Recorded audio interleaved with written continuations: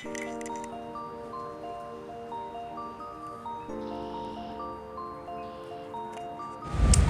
happy Thursday. I'm Clover Thursday, and welcome back to my channel.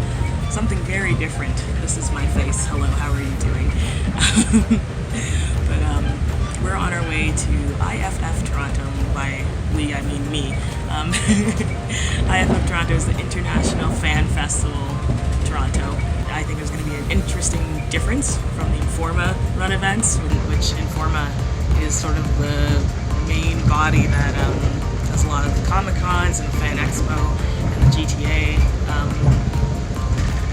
So I'm really interested to try this one out, and sort of thought it would be a good idea and a good time to chronicle the process, sort of my first impressions as even as a small artist.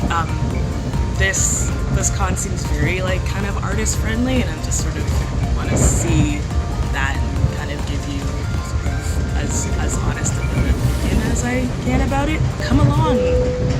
Cool. Now arriving at fourth credit. Yeah. Thank you, robot lady. But anyways, I will talk to you more, and hopefully there'll be more awesome things to see in this video. So that's the vendor space, and as you see, they're all kind of set up like little booths. It's really cool. And this is the north building.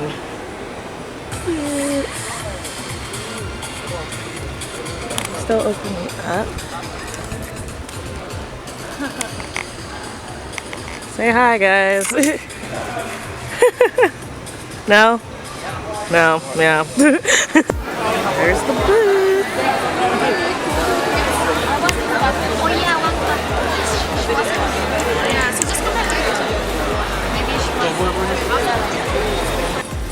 You have so many lights.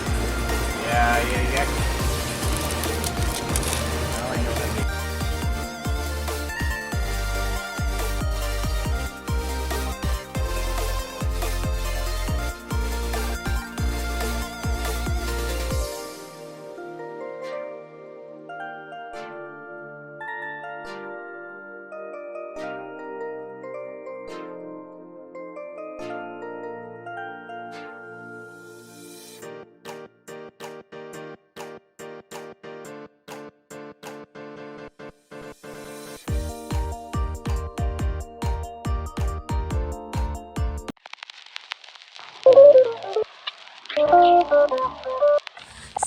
Hello! Well, I hope you guys enjoyed my sad little attempt at vlogging. I honestly might get myself like a GoPro, or more cost effectively a selfie stick, because lugging around my camera is just nah. It's not. It's just that. There we go, so you're not looking up at me so much. But yeah. After, going through the whole event of IFF, to talk about what I liked and talk about what I didn't like. And this is a disclaimer. This is my personal opinion and my experience and impression on this event. It might not be the same if you're coming from a different vendor's perspective or even an attendee. So yeah, disclaimer right here. The things I want to talk about, what I first liked, is the location. So IFF is located in the Metro Convention Center, the North Building. And if that sounds familiar, it's because Informa just runs its Toronto-based events or GTA-based events. So like Fan Expo, obviously, Toronto Comic-Con, and Fan Days. We don't talk about Fan Days. They don't talk about Fan Days, so why do we talk about Fan Days? And also just like 20 million other conventions that are less fun because they have nothing to do with comics or anime, except the tattoo convention that's coming up soon. Looks really badass, and I kind of want to check it out. So there's that. The arrangement and the setup of the booths. First of all, they gave you, the convention was Friday to Sunday, and they gave you the Thursday evening to set up, which was a huge plus. My con table mates really appreciate that because they were doing the setup because they actually live in the city. I live a little further out, so it was really nice to be able to have everything essentially 80-90% set up, and then the next morning when they give you that little bit of time, you're just finessing things, which yeah, and the display looked great. So also, one thing I really liked was the setup, from like sort of the video of me wandering around that, I'm probably showing before this, the fun visual parts instead of just like me in my basement. But the one thing I really liked was how the booths were set up. There was a lot of like, space for people to walk around. Like people weren't packed in like sardines. And the way they set up the booth was that there were dividers between the tables and even the backs, which the backs were kind of like it's hard to see what's going on behind you. And I know some vendors actually use that behind space to put more prints or whatever, so to catch people's attention. But anyways, I did really like the side ones. They just sort of made some division and some privacy, so all your shit isn't just lying around everywhere and getting into other people's spaces. I really, really also liked how they had one-day artist tables, which I think is like super awesome. Like, to give like something that's less of a risk and less of a stressor for, especially for people who just want to start out and just want to try it, I think is invaluable. And I think that's a really, really awesome thing that IFF did. What I think that could use some improvement, after I just praised them for that, is the placement of things. If you're a vendor and, want to try out this con again, or want to try it, don't get a small press booth, because I don't think you'll make your money back. Maybe it'll change for next year, but a lot of the people I was talking to who got a small press booth, they did not do well. They were all situated in the more back of the artist alley, actually near all the signing tables and stuff, and also unfortunately the one-day artists were also kind of near that area, which isn't probably a very good first introduction to conning. So that was all where the signing tables were. And I can see what they were trying to do by having something that was going to have a high volume, near these bigger, fancier booths. But it kind of backfired, is the thing. Also, tons of panels at this convention. A good amount. And the ones that were interesting and varied, and they managed to get the whole Fate Stay Night cast there talking about like their new movie or whatever. It was like a lot of really cool stuff going on there, especially on the Saturday, because they have a lot of these panels on the Saturday, which makes sense. The artist alley was a lot quieter compared to Friday and even Sunday. Like Friday was actually the busiest day.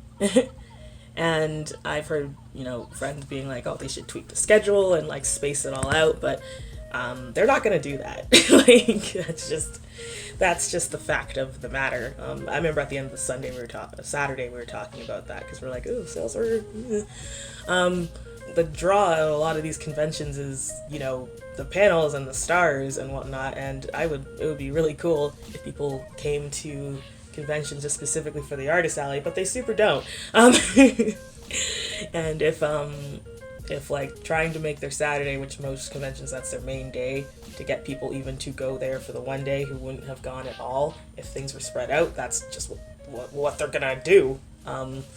And a lot of the shopping might actually be depending on, if there's a lot more weekend goers or one day goers, a lot of that shopping is going to happen on the Friday and the Sunday, and it's just going to have a different selling pattern, I guess, or than, say like, I don't know, maybe like a fan expo, which is just like a giant amorphous thing for 4 days, and people kind of draw out their own plans, and the artist alley and marketplace is like, people actually kind of carve time for that out, being like, well, I'm going to drop a lot of money today. So it's just like, it's just a different, I think just a different habit that you see with more like conventions like this. But there were also some organizational snafus with the signing lineups that I've heard, and just sort of the awkwardness of premium tickets versus people who just like waited forever.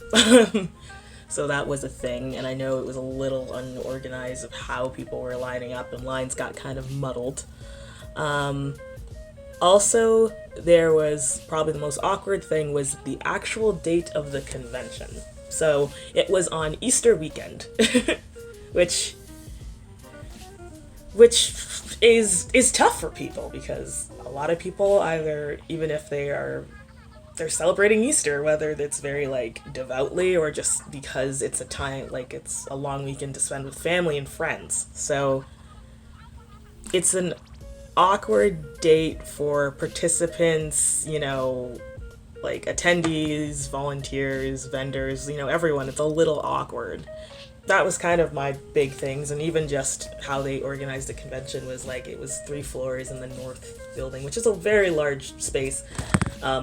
And maybe they could have maybe put the artist alley maybe in the middle floor instead of the top floor, so it was just more people going through. Maybe I know that maybe that might be their plan with the signing booths, but it just didn't work out.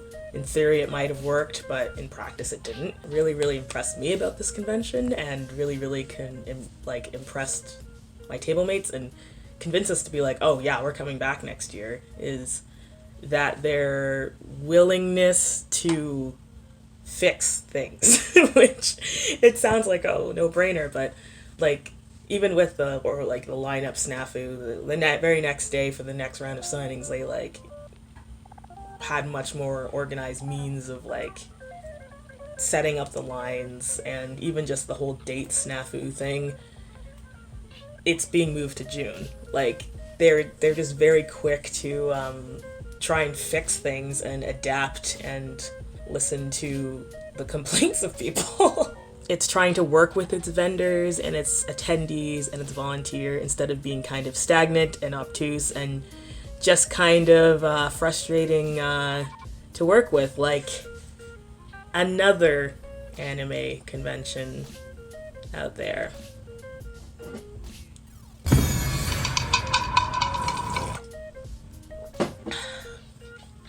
No tea, no shade. I think, as a attendee or vendor, I think ultimately give this con a try next year, because the biggest thing about it, the biggest plus about it that I feel is that it has potential, and it's going to be willing to find new ways to grow and be more and more awesome. And honestly, if you sometimes just don't give things a chance, new things won't appear. And I think that's something to be said even about emerging artists, a new show, a new convention. Sometimes it might be worth to give something a chance, And that speaks a lot to me as, an itty-bitty artist. If people didn't give me a chance, then I wouldn't be even in the slightly better position I am in now than I was like a year ago or the year before that or when I was a student. So let's give IFF another chance. But thanks for watching this video and putting up with sort of all the things I've tried to experiment with on this one. And, I will put links down to a lot of the things I've talked about, more information on IFF next year. If you're an attendee, if you're a vendor or wanting to get into that, I will, and you're Canadian, I guess, I will leave a link down below to our Canadian Artist Alley Facebook group. It's a really great place for exchanging resources and information, and it's just a really good place to help you get started or to get more intel, even if you're more experienced. And all my personal links are down below. Facebook, Instagram, portfolio, shop, all that good stuff are down in the links below. And if you like this video, rate, comment, subscribe. I don't think there is a way to rate anymore on YouTube. I don't know. Anyways, you can do that. I have a video up every Thursday, so if you want to see more of that, subscribe. Anyways, thanks so much for watching, and I'll talk to y'all later. Have a good week. Bye!